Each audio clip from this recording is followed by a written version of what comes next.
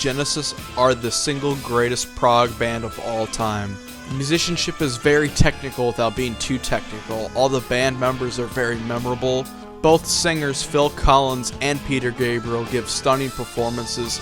And the band has two completely different and interesting identities, which alone makes them a lot more interesting to talk about, with two sides of the coin where people hate the pop era Genesis led by Phil Collins and adore the Peter Gabriel led era, or only know of the Phil Collins pop era because it was very mainstream.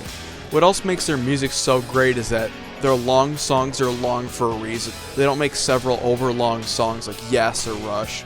Their songs are at the perfect length, and it really feels like a full, powerful body of work with each song and with each album. Their music is very goofy but also very serious and beautiful. A lot of people who don't like them criticize them for being goofy, which they can be sometimes, but when they are serious, goddamn do they pump out classics. And each album and tour they did left a huge impact on music, whether it be the classic albums that they did, or the crazy live performances, dual drum solos, or crazy outfits that Peter Gabriel would wear. The band was started by the classic singer Peter Gabriel along with his friend Tony Banks, along with guitar pals Mike Rutherford, who would become very close with Tony Banks over the years and pretty much lead the band throughout their career, and Mike's friend Anthony Phillips, who actually was kind of the original leader of the band. Now before we get any further, we have to get two things out of the way. First of all, the elephant in the room, the fact that they were a great prog band and then went to a sellout pop band in the 80s, man. They suck ass. Now I'm going to be as unbiased as humanly possible. In fact, I will use facts and evidence to even defend Mr. Phil Collins from you fucking rabid, cancerous fucks. So yeah, stick around if you want to find out the truth of why Phil Collins didn't ruin Genesis. And another thing we have to get out of the way is the fact that we are not starting with Genesis to Revelations, because that album is not Genesis. And Tony Banks, our Lord and Savior on the keyboard, will tell us why. Well, I think with Trespass is that we kind of feel is really the first kind of proper Genesis album. And if you don't like the fact that I'm not reviewing Genesis to Revelation, you can just fuck off, because this is my show! I'm just kidding, please watch. Now let's hurry up before the length of this video becomes bigger than Peter Gabriel's hairline.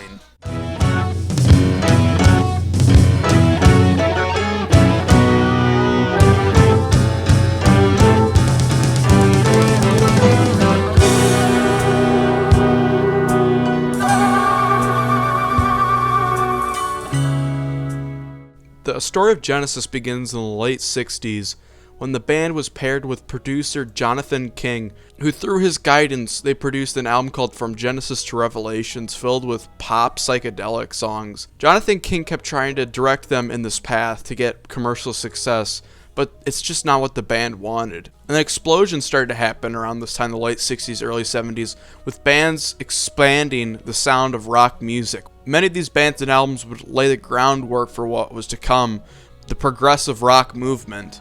And one such album, King Crimson's In the Court of the Crimson King, is cited as the very beginning of the prog rock explosion in the 70s. You can hear a little bit of inspiration from King Crimson's In the Court of the Crimson King on their first album, Trespass.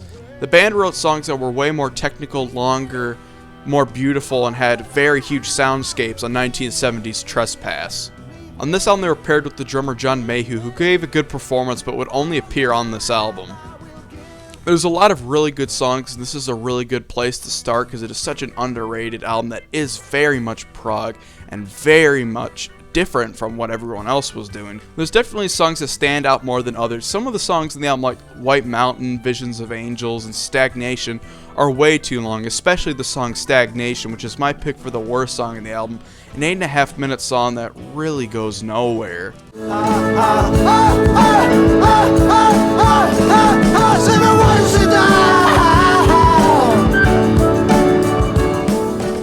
But then there's some really incredible, memorable moments like Looking for Someone, and of course the fan favorite heavy song in the album, The Knife. Tell me my life is about to begin. Tell me that I'm a hero. Promise me all of your violent dreams. Light up your body with anger. Now, in the second world, it's time to destroy this evil. Now,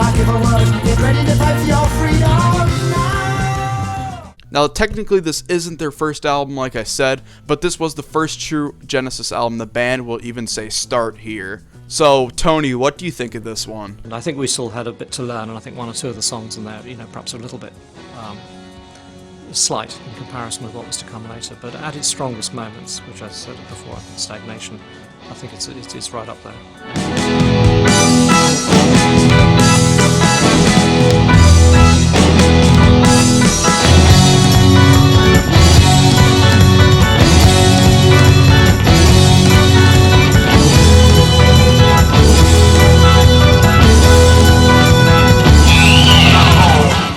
Yes, Nursery Cryme. In 1971, Genesis released not only one of my favorite Genesis albums easily, but one of my favorite albums. This whole album, song for song, has such a consistent feel and flavor to it. And to me, this album is the beginning of the classic era of Genesis, and of course the classic lineup, because enter Phil Collins, who has become one of my absolute favorite drummers. Known for his incredible odd time signatures with drumming, and for fronting the band after Peter Gabriel leaves, and a guitarist with one of the weirdest names I've ever heard, Steve Hackett. Now, what's interesting about Mr. Hackett is that he's not a guitarist that's like a lead guitarist that overpowers the band, because the keyboard still stands as the lead instrument. Now, the band is still very, very much keyboard heavy and light guitar heavy, but he adds a very cool classical acoustic element to every song. Of course, the best song, Musical Box, the opening epic of the album, a song that just goes from absolute mystery and beauty to chaos and crazy guitar and keyboard shredding. What else is interesting about this song is that when they would play this live, Peter Gabriel began doing his iconic stage outfits, and for this one, he dressed up as a really old, ugly man. This album has so much great variety, where you start with a crazy epic like Musical Box, then go to For Absent Friends, the first song to ever feature Phil Collins on vocals, a really soft acoustic-y song that was written by Steve Hackett. Sunday at 6 when they closed both the gates, a widowed pair still sitting there. Of course, Musical Box is everyone's favorite, but to me, my second favorite is easily the crazy, heavy, epic The Return of the Giant Togweed. Turn and run, and nothing could stop them. All around every river and canal, their power is growing. And the album just goes all over the place with brilliance. Seven Stones is Mellotron Madness. Fountain of Somalysis. Oh my god. The atmospherics and progression of that song is godly. And Peter Gabriel and Phil Collins do lead vocals on the single funnest thing ever. Okay, second. The first is Your Mother. Yes, number 2 is a little crazy ditty about a guy named Harold who happens to be a barrel.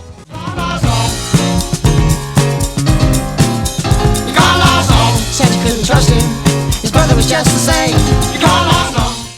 So, Tony, what do you think of Nursery Cryme? So a sort of sudden quality of what people came to think of that early Genesis sound was very much, I think, started with this album. Watcher of the skies, watch revolve. He's the world alone, no world is his own. He whom life can no longer surprise, raising his eyes, beholds a planet unknown.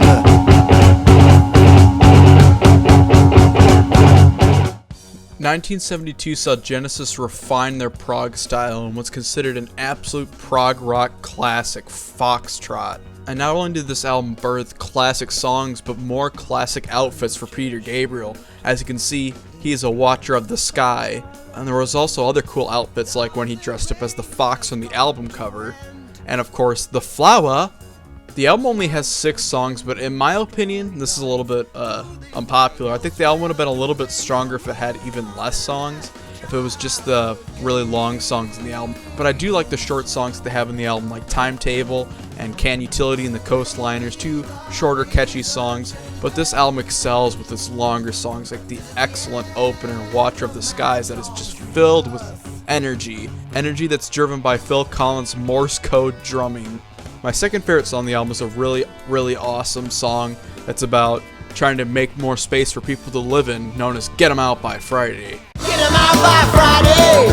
You don't get paid till the last one's well on his way.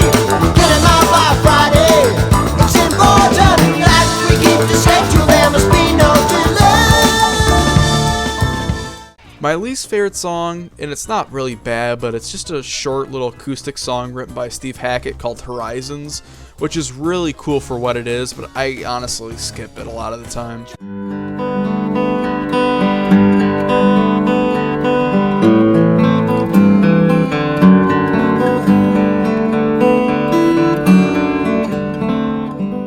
Of course, The Elephant in the Room, the best song on the album, best song from the band. Their one and only suite, technically, a 20-minute opus known as Supper's Ready. Now, there's a lot to talk about with this song. First of all, Peter Gabriel would always introduce this song with a little weird story that at the end of the story it would say, and their supper was ready, and then it kicks into the song. Supper's Ready is the greatest prog suite of all time. I used to think it was a little bit disjointed because it was just so many different sections that listening to them by themselves, they don't sound that similar, if you get what I'm saying. It kind of sounds like a mess, like I would argue 2112 feels. However, the more I listen to it, the more I feel like each section actually blends into each other perfectly, and it actually progresses and gets more intense as the song goes along. And even though it is technically just a bunch of songs that they melded together, it really feels like the song has an incredible flow to it. There's a lot of really amazing sections too, especially the Guaranteed Eternal Sanctuary Man. My two favorite parts are, of course, Willow Farm, and the most epic climax of all time. A climax with a really bizarre odd time signature about the end of the world. We're talking about Apocalypse in 9/8. 666 is no longer alone. He's getting out the marrow in your backbone. On the 7 trumpets blowing, sweet rock and roll. And that's Foxtrot. To a lot of people, it's a way more refined album. And of course, for having Supper's Ready alone, it's worth checking out. But to me, I still think Nursery Cryme was a little bit better. But my opinion's irrelevant. What do you think, Tony? Probably my favourite of the, as a totality of the early albums, I think. I just think it's got sort of, we really came of age of this album, I think, and it got to number 12 on the charts, which was a staggering thing for it. Dance right on through the night. Join the dance, follow on till the gray of sunset, see them all. Follow on till the gold is cold, dancing out with the moonlit night. Knights in the green shields stand and shout.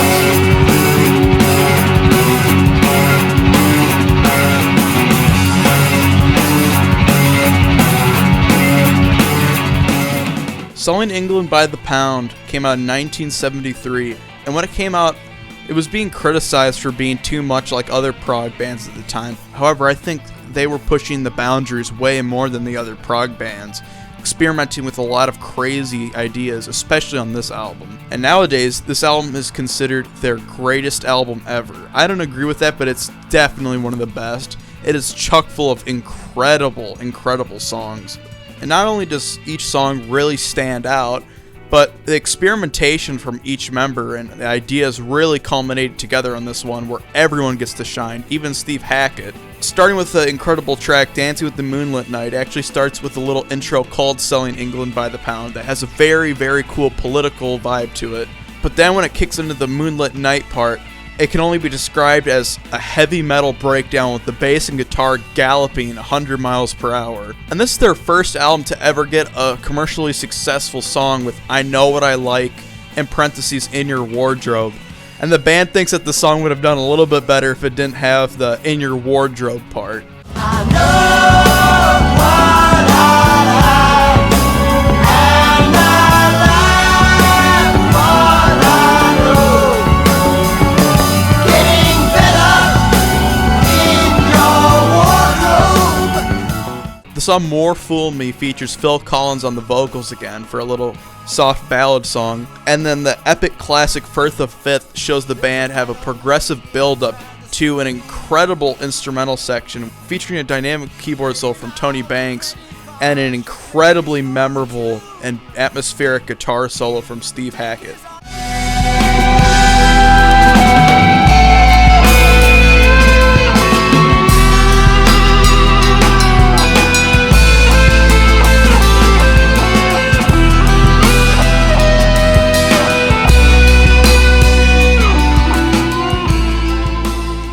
Of course, we also have to talk about the epic grand finale cinema show / the Isle of Plenty, which I don't understand why they separated the songs, but good God, does the keyboard and atmospherics work to full effect in this song. It's really hard to pick a favorite song in this album because it seems to have all their best songs on it. But my favorite is the absolutely unpredictable, insane song that the band have even grown a distaste for how insane it is. An epic song with a very in-depth story talking about a gang war. We're talking about the Battle of Epping Forest. And how they knew, we're still not quite sure. Fast acorns from out of a fling. You come together.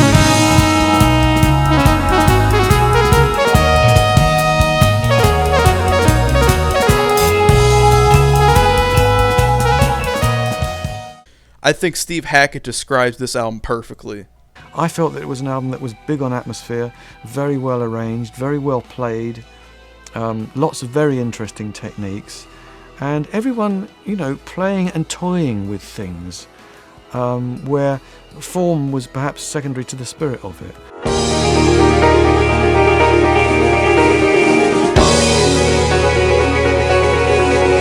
And the land lies down.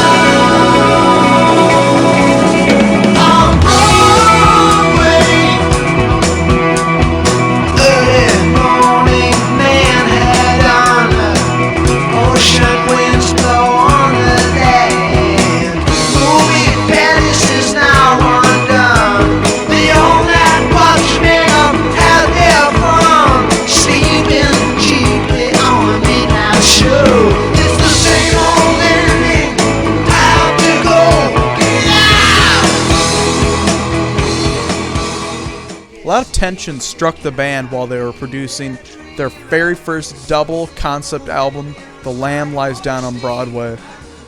Now I gotta say, I'm usually not the biggest fan of long albums with a lot of songs, because usually it makes a lot of way for filler, and this was my very first Genesis album. However, this album is absolutely incredible for what it accomplishes, where every song and every little bit feels very important to this album. So not only is this album my favorite Genesis album of all time, my all-time favorite double album. The story of this album focuses on a character named Raoul who is looking for his brother John in the vast New York City. He learns he needs to find his brother in a fantasy world and meets a lot of bizarre characters along the way to save his brother John. A lot of the band members seem to think that the story of this album feels very weak. However, I think it is very well told, and a lot of the lyrics can be kind of however you want to take, and the story is very, very vast and captivating. And by the end of it, you have a very, very satisfied feeling. There's a lot of great variety in this album where it's not too much prog, it's not too much pop, it's just the right amount of everything. There's enough instrumentals, there's enough atmosphere, there's enough catchiness. And it's so weird to think that this album is so great considering the situation the band was in. In fact, Peter Gabriel actually left the band for a while and then returned, so the band was really fearful that he would leave again. And Peter ended up writing every lyric on the album, and writing the whole story, and that pissed off a lot of the other members. It was a mess that turned out into pure creative genius. On this album, it feels like every band member brings everything to the table. I don't know why the album has the title The Lamb Lies Down Broadway, but it does feel like an epic Broadway production. This album also feels a little bit more serious and more dark than a lot of their other albums. It feels like a fully matured output from the amazing classic lineup, and this would be their final album as that lineup.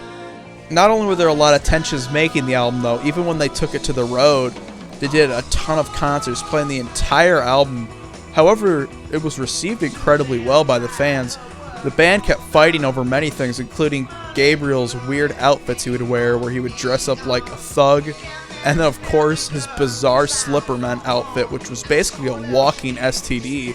A lot of double albums have problems where the first half is way better than the second half, but this album just feels like a full, cohesive, amazing piece of work. I even really enjoyed the little bit songs like Silent Sorrow and Empty Boats and Ravine that are basically just noise, but they give you incredible feeling and atmosphere, especially when you blend it with other songs. It starts incredible with the Broadway-inspired piece The Lamb Lies Down on Broadway, and then of course the dual song Fly in a Windshield Broadway melody are both incredible as well. There's some weirder moments on this album though, like Cuckoo Cocoon and the Grand Parade of Lifeless Packaging. The Lamia, which is a more proggy song about these weird snake creatures that Raoul meets. Especially starting with this album, they start putting out a little bit more poppy style songs, with the song Counting Out Time, which is very cookie and catchy. I'm counting out time, hoping it goes like I planned it, 'cause I understand it. Look, I found the hot spots, big as 1 and 9. But the actual hit that came from this album was the really atmospheric and beautiful Carpet Crawlers. We gotta get in to get out. We gotta get in to get out. Now, my two favorite songs in this album, I'll play them back to back, are both the two epic songs in this album. For the first half of the album, my favorite song is the incredibly proggy song that they would play all the time, In the Cage.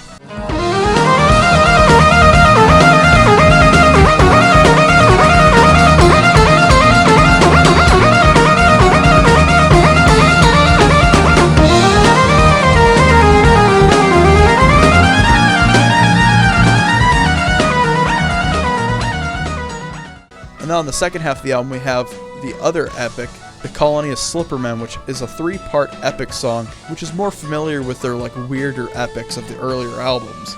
You're in the colony of Slipperman. There's no one more away. You get out if you got to cry. To see Dr. Diver is on sniper here without the wintry wiper. So the beginning and middle of this album is fantastic, but what about the end? The best part of the whole album, probably. Each song after the other helps build up an incredible ending. The Light Dies Down on Broadway, which is almost like a reprise of the opening of the album. Riding the Screen, incredible instrumental song, and The Rapids, which builds up to the final incredible piece of music on this album. One of the greatest endings to an album I've ever heard. A song simply called It.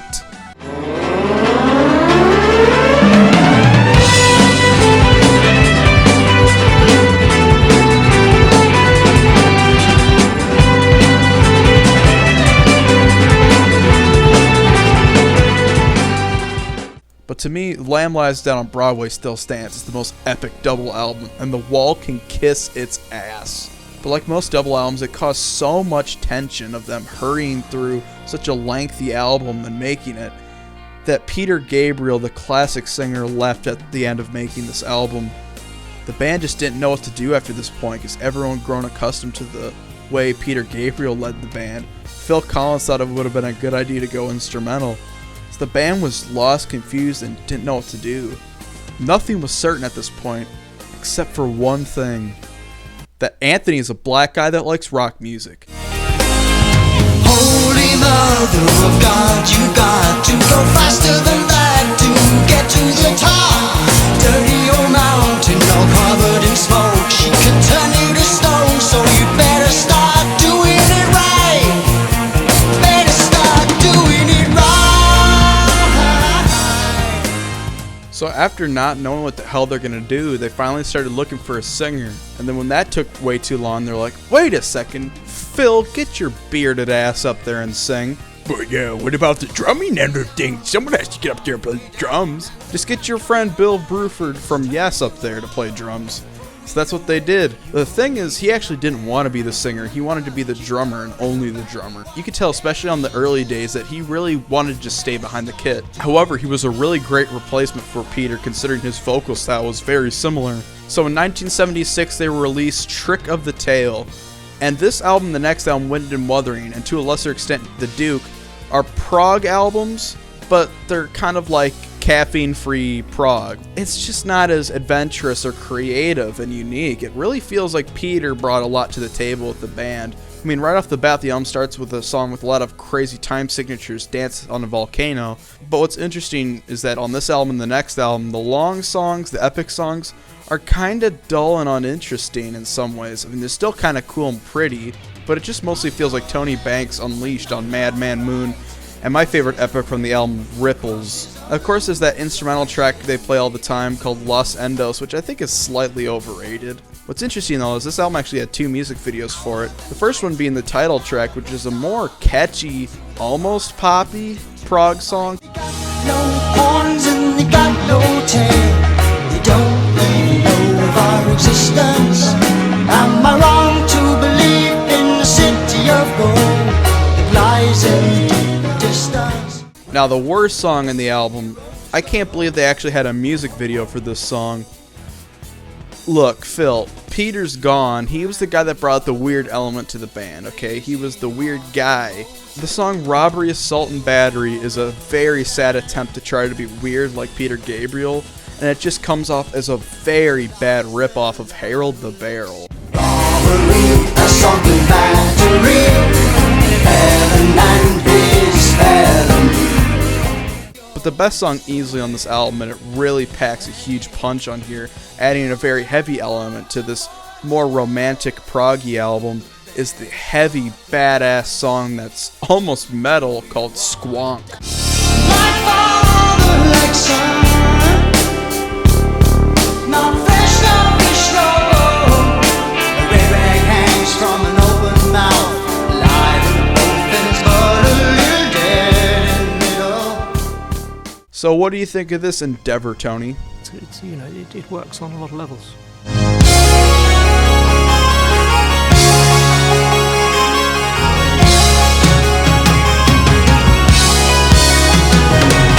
Okay, so Wind and Wuthering came out the same year, 76, and it's pretty much the exact same type of album. There's literally no change in style. It's mostly just diet prog, where it's still good, but it's very, very pretty sounding. This time you could even argue it's more pretty, and there's more instrumentals on it. I guess the only change really is the fact that they got a really good black drummer by the name Chester Thompson to play live with them, and he would stay as their live drummer after this point. I actually do like this album a little bit more than Trick of the Tail, but it's actually less diverse in many ways. There's a lot of really good parts, especially the instrumentals, which I seem to like, and my favorite part of the album is the second half of the 2-part instrumental, Unquiet Slumbers for the Sleepers in That Quiet Earth. My favorite part is in the Quiet Earth part, the fucking crazy Middle Eastern breakdown.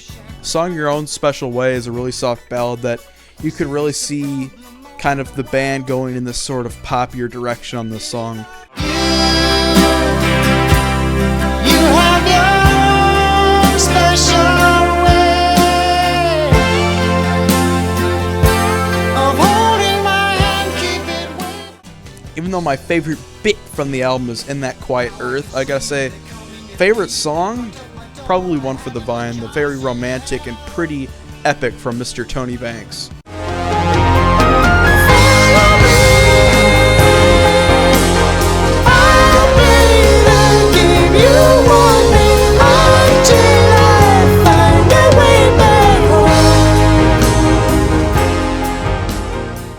Now the downside of this album is that there's actually not a weak song in my opinion. There's nothing that really stands out as a weak song. In fact, the whole album has probably the best flow of any Genesis album front to back, but in lies the problem that everything is just kind of good. There's nothing that really stands out, and I know a lot of people are going to disagree with that. Sorry, but even my favorite song, One for the Vine, is nothing compared to a lot of the earlier stuff, but it's still a damn good album, especially if you're looking for something very consistent front to back. Now this is the last album to feature the awesome guitarist Steve Hackett, and for a lot of people this is the drop-off point for the band, but for also a lot of people it was Trick of the Tail because of course Peter Gabriel's gone. However, he does make a really awesome final contribution to the band, and the very dark ballad known as Blood on the Rooftops. Roll your eyes, see shipwrecked sailors, you're still dry. The outlook's fine, the whales might have some rain. saved again. Tony, you curly-headed fuck. What do you think of this one? You know, I think it's the most extreme of a certain kind of album. It's the most extreme in terms of the kind of harmonic area, and probably the most complex in musical terms of all the albums we did, I think.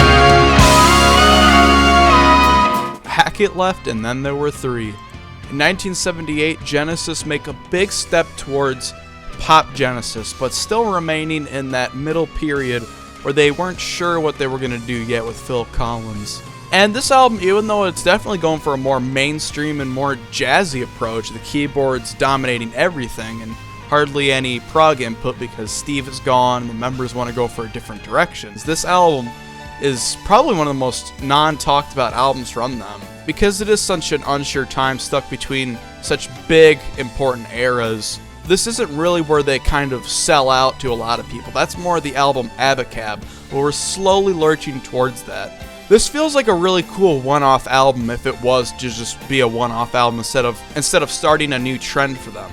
There's some interesting ideas throughout this album, especially the opening track Down and Out, which even though the album is more poppy, this song's actually very, very heavy. Burning Rope is the longest on the album, but it's only 7 minutes, and it's the only epic.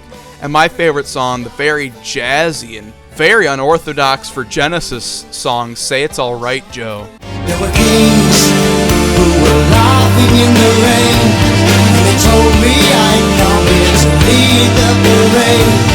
And the colors were changing, the sky was in blues, and the lights were all shining on me and on you. They also had their finally first big hit single with Follow You, Follow Me, which really does signal this is the beginning of mainstream attention, but not a full sellout move yet. Follow me all the days and nights that we know we'll be young. There are some weak moments, however, like The Lady Lies, which feels like another shitty robbery, assault, and battery weird song. But my least favorite song is the weird cowboy tale Ballad of Big. He got mad.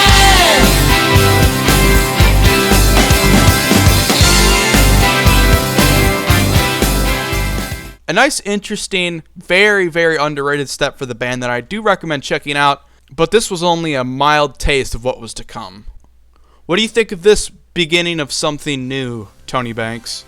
You know, ELP had died, Yes had died, and everything like this, and we were still going along. And we were lucky to have perhaps this hit single, which sort of came out suddenly in the middle of all this, and we were okay.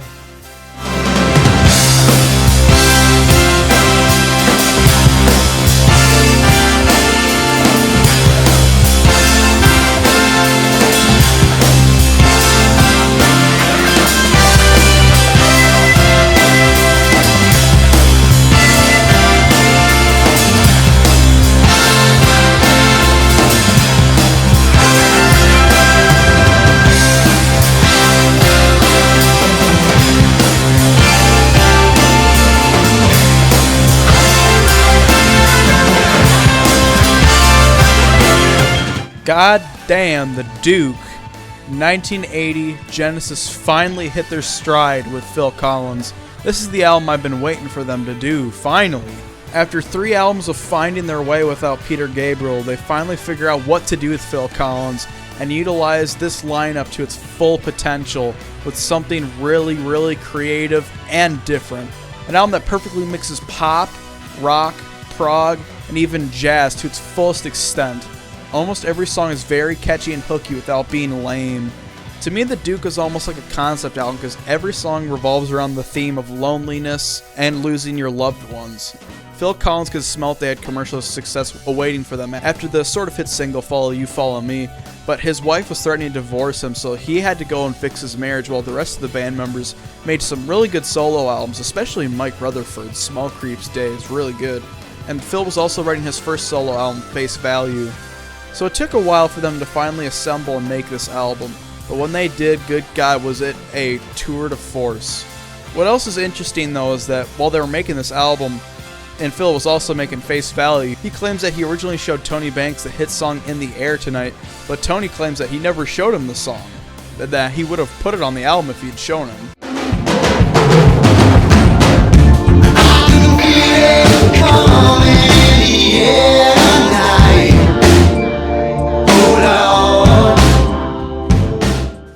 What else is very interesting and really what got me into this album and always captivates me to re-listen to is the fact that most of these songs actually form a suite. Just by listening, I could tell some of the songs felt like they were fused together or kind of bits all over the place, but they all shared similar themes. Well, that's because the first 3 songs, Behind the Lines, Duchess, Guide Vocal, and then the hit song Turn It On Again, and then the last 2 songs, Duke's Travels and Duke's End, all form a almost 30-minute suite.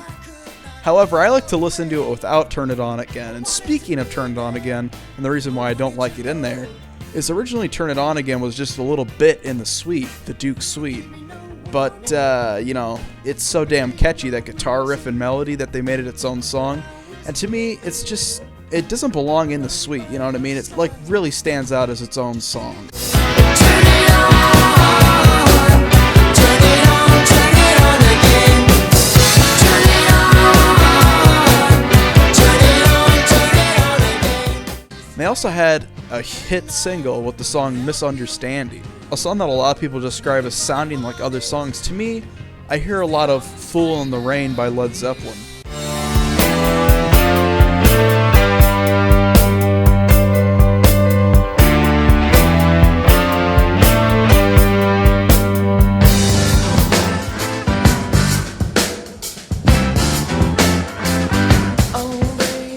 But before we get to the epic, amazing suite and talk more about that, we have to talk about the least good song in this album. It has some good moments to it, but Please Don't Ask is just kind of monotonous.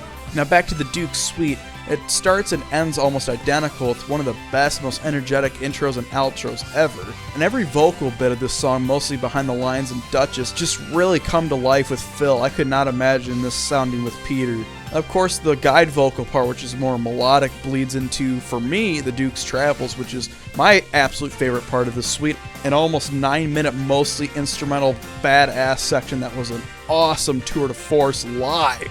But yeah, the guide vocal part is actually reprised in the Duke's Travels end part, and it sounds so much better. And as a whole, for my version of the Duke's suite, which doesn't have Turn It On Again, it's one of their strongest moments. But for some reason they didn't release it as a suite because they didn't want people to compare it to Supper's Ready, which I don't get, because it's almost as good in my opinion. So yeah, whatever, Tony Banks, shut the fuck up.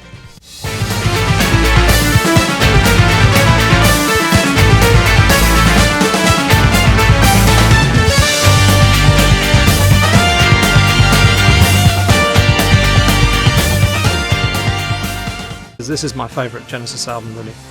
It has such a sort of positive quality about it. I love the way it starts. When I say I love Duchess, it works fantastically, and I love all the instrumental stuff towards the end too. I think, although it starts a little weak, but it just gets really good. And there's a strong emotional moment when it gets to the repeat of guide vocal done within Duke's Travels, which is a very intense piece of sort of singing and everything. And I think that's to me is one of the strongest. This is one of those very strong moments in Genesis music. Okay, boys and girls and everyone else, it's time to stop talking about the music and talk about something else that's important. 2 important things, actually. The first thing we have to talk about, of course, is the old art of selling out. Did Genesis sell out? And that answer is yeah, kind of. Well, they were lurching slowly towards this album, Abacab, which we're about to talk about. That's why we have to stop and talk about all this shit, because it's so important. They were lurching towards commercial success, so it wasn't that big of a move. It wasn't that random. But every album that would come out after it with Phil Collins would sound a lot like Abacab, and I would argue improve on that style quite a bit. Which leads us to our next topic, where we're going to get philosophical. See what I did there? Because we're going to be talking about Phil Collins. Anyways, so Phil Collins gets a lot of hate. I mean, if you haven't noticed, you've been living under a rock. He gets a lot of hate for ruining Genesis and making them sell out, taking over the band because he hates prog, and that he thought he was a better vocalist than Peter Gabriel. All of which are completely false. First of all, we've already cleared up that Phil Collins never wanted to even get away from the drum set. The whole idea of coming out from behind the drum kit appalled me, really. Also, a lot of people say that right when Peter Gabriel left, he took over the band. Not really. If anything, during their dark period of uncertainty, it's actually Tony Banks and Mike Rutherford that took charge of the band. I think at this stage, you know, with Mike and I sort of perhaps been dominant, certainly on Trickle Tail, and we probably were on Wind and Wuthering as well, I think. And then also Phil Collins is accused of wanting to make them sell out. He wanted to go pop. He hated prog. First of all, let's look at these interviews and see how Phil Collins was actually the one that was bringing a lot of the odd time signatures and progressive writing, especially with stuff like Dance the Moonlit Night. So, I mean, Dancing with the Moonlit Night, I was starting to listen to Mad Vishnu Orchestra, so I was trying to put my weirdness, my weird time signatures into anything that would move, you know, anything that would allow me. So Dancing with the Moonlit Night was, I think, probably some of the instrumental stuff was me and Steve there. Seems funny to say it now, but I was still going to see Yes every Wednesday at the Marquee, and still trying to bring a little bit of that musicianship into the band, that they kind of tricky arrangements that they used to have. And I've noticed in a lot of these interviews that Phil will mostly talk positively about anything that they put out, and he still thinks that they were cool for what they were. He only ever talks shit about the prog era when it came to stuff that he thought was a little bit annoying, like too many lyrics in a song that crammed it, which I mean is understandable, you know what I mean? But then Tony Banks and Mike Rutherford, god damn, I swear if anyone in the band is going to get shit for making them go in this pop direction, it should be Tony Banks and Mike Rutherford. Look at the way that they talk about the early stuff. The rhythm's great. I think the words are a bit suspect. They're kind of okay. Tony and I wrote them. But looking back, it's a little too busy. And this song suffered a bit from having just too many good ideas in it. And there's Dance with the Moon at Night, which I like the way it starts very much, but it's not my favourite song, although I know a lot of people like it very much, but it's a slightly weaker track for me. It's got some nice stuff and some okay stuff, I think, at Nursery Cryme. First part of the song was great. I think the Moon at Night bit was okay, a bit busy. Again, I think the song is a bit more complicated than it needs to be. I think there's a couple of little extra bits in the middle there that should probably, courtesy of me, in fact, I think, which probably be better off if they weren't there. Yeah, I mean, the good bits are good. Shit, he's singing all over my bit. I think the good bits are good and the bad bits are a bit dodgy, but I think there's some strong bits there, definitely. And if you watch the interviews talking about their pop albums, you notice that they never really talk shit about anything, even the horrible songs like Who Done It. If you know anything about the band, if you've done any research, watched any interviews, you can tell the head honchos and leaders of the band will always be the two guys that still remain from the very start, Mike Rutherford and Tony Banks. Phil Collins never was the leader of the band, he just ended up singing for them. But for some reason people still think that, because Phil Collins had a hit album and everyone really recognized him, that all of a sudden Genesis became his backing band. No, it was still Mike and Tony's band. The first bunch of albums that came out with Phil on vocals were still very much prog. For the first bunch of albums with Phil on vocals, it's Tony and Mike writing the music and Phil maybe writing some vocals or some odd rhythms. And then it became all three of them would write together, so it's not Phil dominating everything, you fucking idiots. Here's what Phil has to say about these rumors. I have to say that there's been sort of little rumours on and off throughout the years that because of my apparent, unhappiness at Pete's visuals,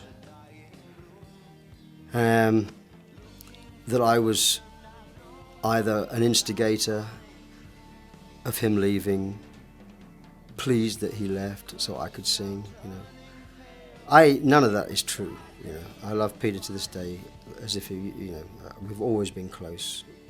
I played on his album, I played for him as his drummer for free because he couldn't afford a band at one point. We did gigs when he was routining the third album.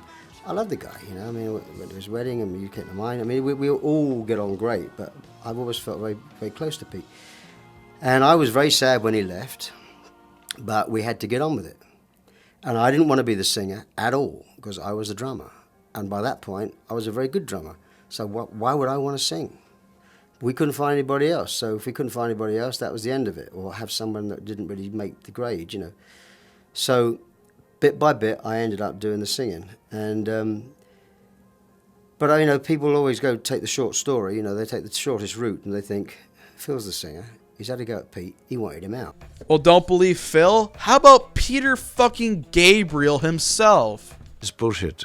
Phil, yeah, some people think, yeah, that Phil was sort of chomping at the bit, waiting to get rid of me. And it wasn't like that at all. I think he loved being a drummer, and although I think was beginning to write songs and enjoy being a singer, for quite some time the band didn't consider him as the singer, and I don't think he really considered himself as the singer for Genesis. So that evolved slowly. It was clear to me that he could have a big career on his own, and I remember, you know, saying that to him and to the rest of the band at the time, and because, as I said, we would often be there hammering out our own things, which were sounding quite different from what the band was doing. I never had the feeling that the band wanted to get rid of me at any time, and I think because we started the tour for the Lamb, and that, you know, got great reactions, people were hoping that, you know, things would all heal, and then we got to the Midwest of America, and it just got too much for me, and I just knew that I was drowning and had to head up for air. I hope this puts these stupid rumors and conspiracies that Phil destroyed Genesis to rest. Nobody talks shit about my crystal ball and gets away with it.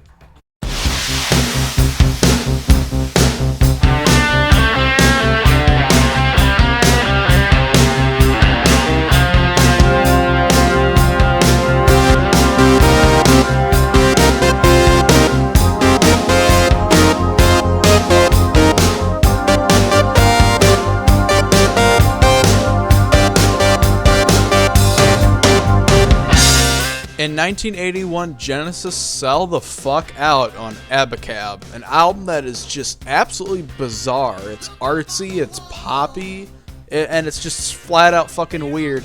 The album cover is just like a abstract, weird piece of art.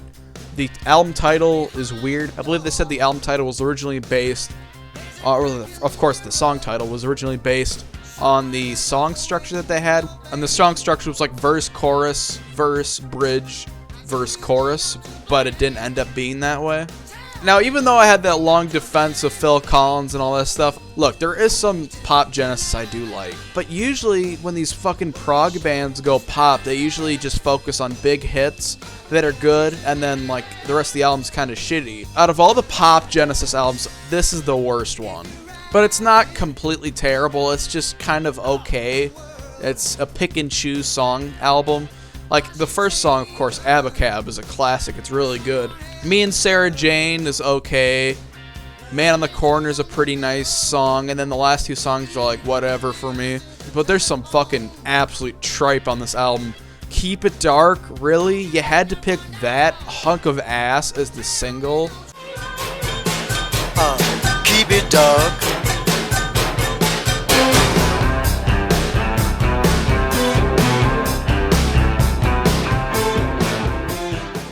But even that horrible song doesn't even get close to the worst song in this album.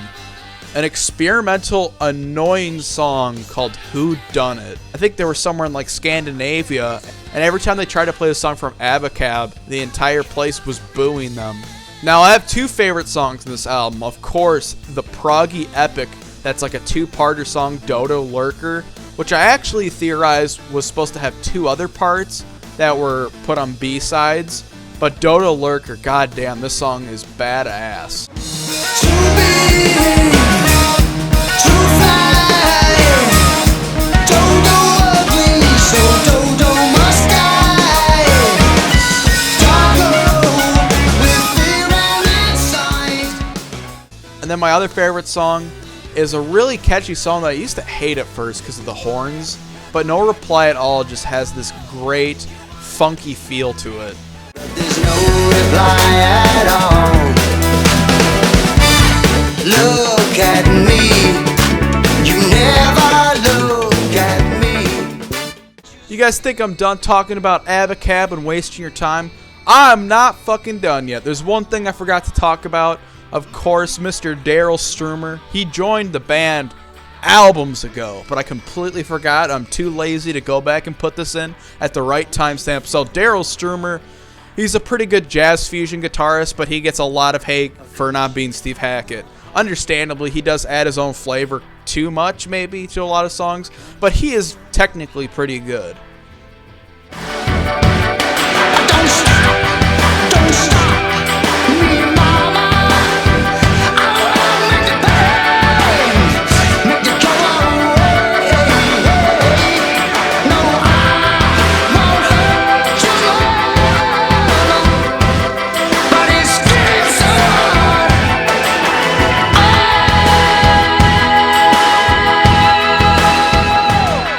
The self-titled album Genesis, also known as Mama or the Mama album, or whatever you want to fucking call it. This 83 pop rock classic is, in my opinion, better than Abacab for sure. A little bit more of improvement. They refined the same type of style, and even the album and everything sounds a little bit more safe, more polished in a good way. And right away on the first half of the album, we have a bunch of awesome songs. Starting off with the sort of title track, if you want to call the album Mama, hit song Mama, which is awesome and really different, experimental with a weird drum machine loop and stuff, with Phil really singing well. And then another really good song that I've grown to like, a song that's very different, very poppy and very hooky, that happens to be the hit single from this album, That's All. Running around, staying out all night, taking it all straight and drinking one bite. Living with you is just to put me through it all of the time. And then ending off the first half of the album, another incredible song, a two-part epic. I don't know why they split it up, maybe to make the album more digestible or whatever, but that was stupid. The two-part awesome epic song in this album, Home by the Sea, is my favorite song in the album. Help me someone, let me out of here. Then out of the dark we suddenly heard, welcome to the Home by the Sea. And then side 2 of the album, talk about going from 100 to 0. Illegal Alien starts off the second half, and this song is absolutely abysmal. For some reason, Genesis has a knack for picking both the best songs and the absolute worst songs as singles. 'Cause it's no fun being an illegal alien.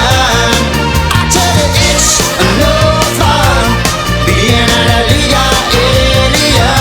No, no, no, no, no, it's no fun being an illegal alien. And I know we're not talking about live performances or anything, but I have to say, on the Mama tour, when they did that awesome In the Cage medley, that has to be the greatest medley I've ever heard. Perfect collection of bits. But even though they're getting better, they still haven't reached the heights of the albums before Abacab. But this would change because next they would put out their most commercially successful, popular, and most iconic album of all time, Invisible Touch. This is the world we live in, and these are the hands we give up. Use them and let's start trying to make it a place worth living in.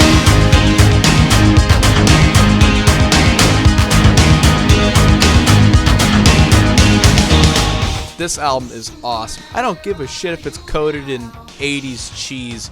I love 80s cheese every once in a while. And if it's good cheese, I don't give a shit. This would be the last album that they'd released in the 80s, and truly the last album that I'd say is both really good and actually has energy to it. And boys, there are a lot of energy, good songwriting, and excellence all around it. Usually when a band releases a poppier album, of course it usually just focuses on the one or two singles, the rest is shitty filler, maybe some underrated songs. However, the difference here is that every single song on this album is a huge hit and a commercial success, and the only two exceptions being the Brazilian and Domino, which one of them is just an instrumental and the other one's an epic that of course wouldn't get radio play. And that's what else helped this album become such a huge smash hit. was the fact that it was really big on MTV. It was in the middle, of course, the MTV craze in '86, and they had so many songs that would appeal to that type of audience that would watch MTV. So, of course, they made this album easily the most successful album that they've ever done. And this was my very first Genesis album, because I was actually a fan of Phil Collins before Genesis, and I decided to give this album a whirl, and I loved a lot of songs on it. I mean, let's go into the track list. You might as well talk about every song here. Of course, the album starts with its title track, which is more of a catchy, poppy song you could dance to, really. A song that had a really, really cheesy 80s music video.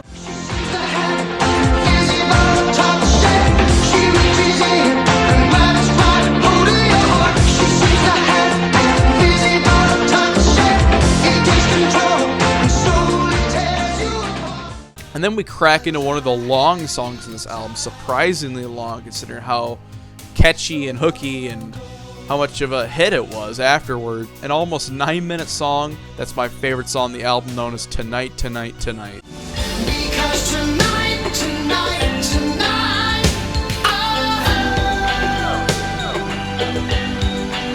we're gonna make it right. Tonight, tonight, tonight,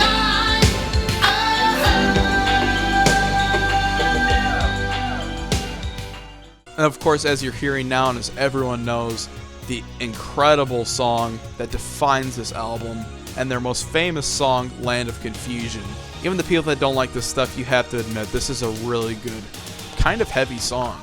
And right into some gooey cheese. We're talking a power ballad called In Too Deep, which is really good as it is, actually. I still like that song quite a bit. It's really catchy.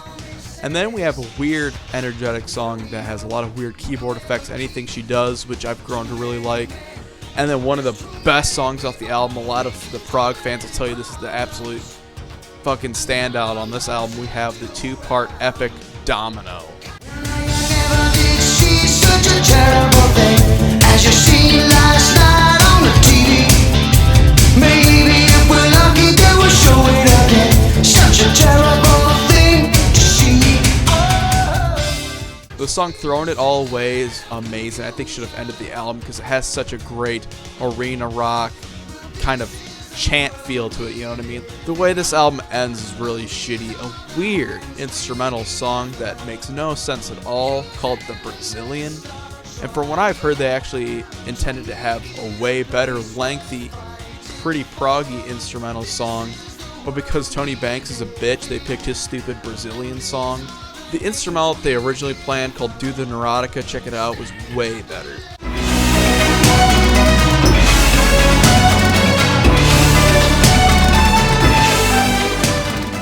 They had an absolute home run with this album. But like a lot of baseball players after their prime, they start to lose their edge.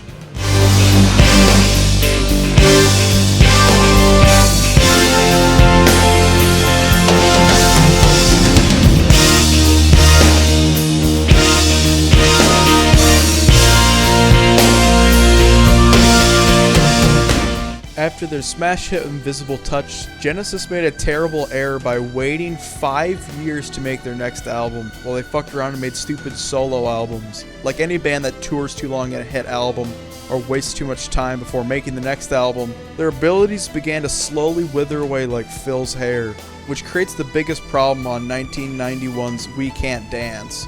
The album just sounds like it's almost out of energy, like this is the last that they could scrap up out of themselves creatively, and they're too old to play anything really fast or energetic, so a lot of it's slower and more melodic.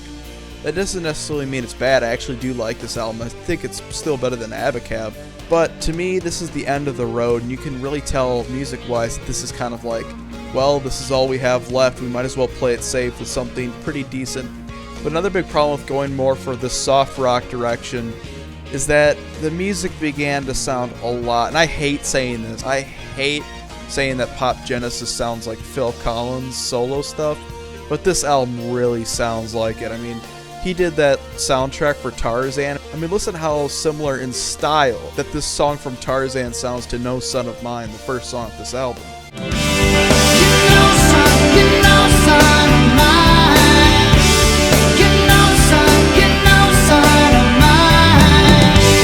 You walked out, you left us behind.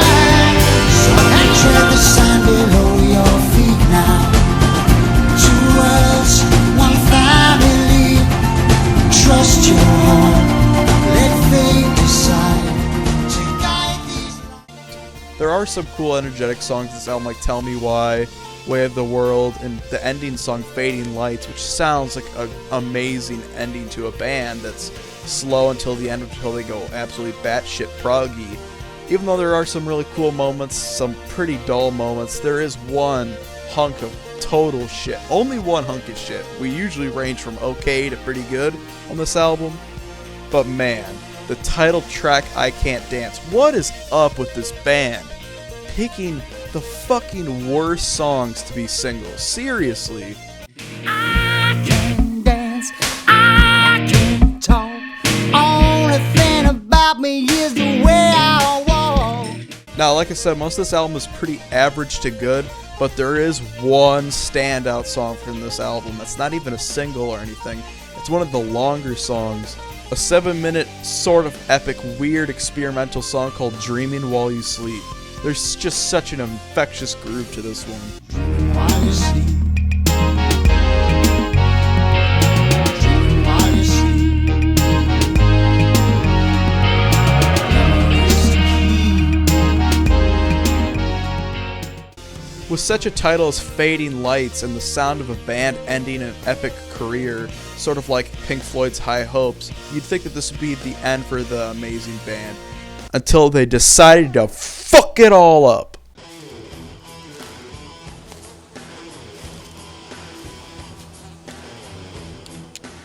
That is one big pile of shit.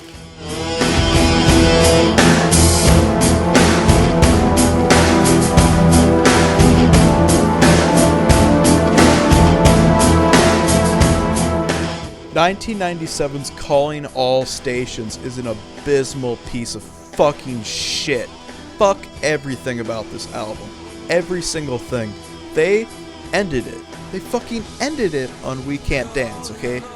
Fading Lights, perfect ending, fucking go away. Okay, you're old, you're shit, no one wants you anymore. Even if you got back with Peter Gabriel, it wouldn't work.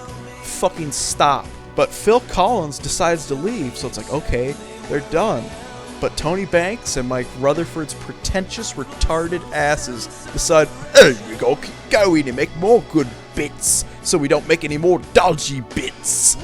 So they grab some guy from the wrong genre known as Ray Wilson, who's a good singer, but why the fuck is he in this band exactly? I mean, if anything, they should have used this opportunity to get Peter Gabriel back and to make the original lineup. But of course, Tony Banks and Mike Rutherford don't give a shit. And they didn't even have Chester Thompson or Daryl Strummer back, so what the fuck is this? This isn't even Genesis. Don't even try it. Don't even give it a chance. There's nothing at all worth checking out on this album except for one song. I have to admit, everything in this album is fucking awful, and they even have a shit ton of worse B-sides to go with it. But the single Congo has a pretty catchy chorus, and I cannot deny it. Send me to the Congo, I'm free to leave. There's always somewhere anybody can leave. Send me to the Congo, you have to believe. You can do it if you want. It's pathetic that Genesis had to end their career in such a hunk of shit.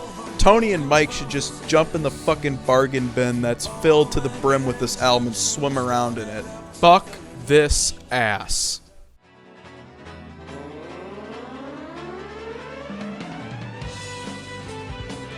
So that's the sexy band Genesis. I absolutely adore them, my favorite prog band, but they begin and end so badly. But before I go, I have to give you guys my worst to best list, which is really hard to do because a lot of their albums mix and change around for me all the time, but I'm going to try to nail it down.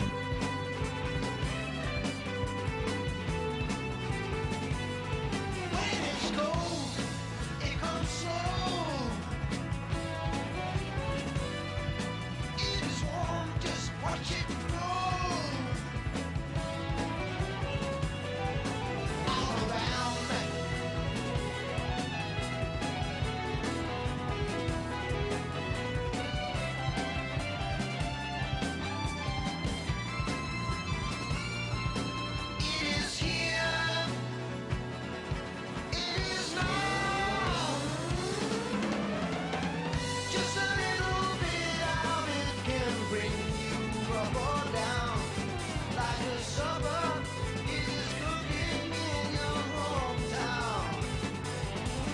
It is chicken, it is eggs, it is in between your legs. It is walking. Had a lot of fun doing this one, and hopefully, maybe someday, everyone can set aside their differences and the stars could align for one more Genesis reunion. And hey, who knows? As long as everyone's still alive, anything can happen. Tell me where my country lies.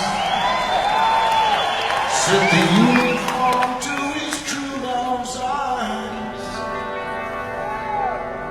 Lies with me, cried the queen of Maybe. For her merchandise, he traded in his price.